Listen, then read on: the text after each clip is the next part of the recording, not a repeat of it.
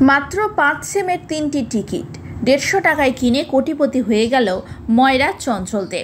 51 পীঠের অন্যতম সতীপীঠ বোলপুরের কাঙ্কলিতলাতে তার ছোট্ট একটি মিষ্টি তেলেভাজার দোকান রয়েছে।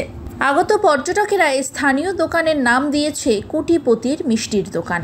হ্যাঁ, তবে আজও ইনি মাটিতে বসে লুচি জিলাপি ভাজছেন, এমনকি দোকানের ক্রেতাদের আগের মতোই পরিষেবাও দিচ্ছেন।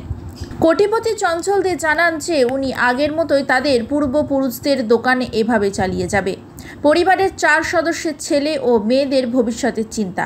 তার মেয়ে এই মুহূর্তে এমএ করছে। তার একটি বাড়ি করার ইচ্ছা আছে আমরহরা গ্রামে। দোকানে খেতে আসা আমজনতা বলছে, এটা সুখবর তো অবশ্যই, মা কঙ্কালীর কৃপায় হয়েছে সব কিছু।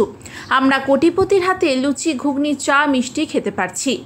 তাই কোটিপতির হাতে লুচি খেতে হলে আপনাকে আসতেই হবে বোলপুরের কঙ্কালীতলায়। কোটিপতি হয়েও এখনও মাটিতে বসেই লুচি জিলাপি ভাজছেন এই কোটিপতি ময়রা। এই টাকা কি করবেন আর এইভাবেই কি ময়রা মিষ্টি দোকান চালাবেন? হ্যাঁ, চালাবো। এই কোটি টাকা পেয়ে আপনি কি করতে চাইছেন? এই টাকা পেয়ে ধরুন আমি বাড়ি করব, কারণ ভবিষ্যতে ছেলে পিলে আছে, তার জন্য দেখতে হবে আমাকে। কোটিপতি ময়রা এখন সেই নামেই পরিচিত হয়েছে কঙ্কালীতলা জুড়ে। আপনার নাম কি ভাবছি বলবেন? আপনাকে কোটিপতি হয়ে গেছেন, এই মুহূর্তে দেখাও যাচ্ছে যে জিলাপিও ভাজছেন, লুচিও ভাজছেন। হ্যাঁ, ভাজছি সবই। এটাই আপনি এইটাই চালিয়ে যাব, এটাই চালিয়ে যাব। এটা পুরনো ব্যবসা তো, বাবা থেকে ব্যবসা আমার। আর এই কঙ্কালীতলা আদি ব্যবসা হচ্ছে আমার বাবার, কোনো ব্যবসা না। আজ 50 বছর ব্যবসা হচ্ছে আমাদের।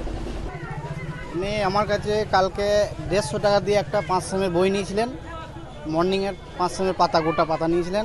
ওদের থেকে আমার কাছে 1 কোটি টাকা পেয়েছেন। আসলে আপনি সেলার? আমি সেলার। আমার কাস্টমার 12 মাস কাস্টমারও প্রত্যেক দিনকার জন্য আমার কাছে টিকিট নেয়। কালকে 150 টাকা টিকিট নিয়েছিল। এটাকে আপনি এভাবে কীভাবে প্রচার করছেন বা কী বলছেন, কীভাবে দেখছেন? যাতে কাকু ভালোভাবে টাকাটা পায়, ভালোভাবে কাজে লাগাক।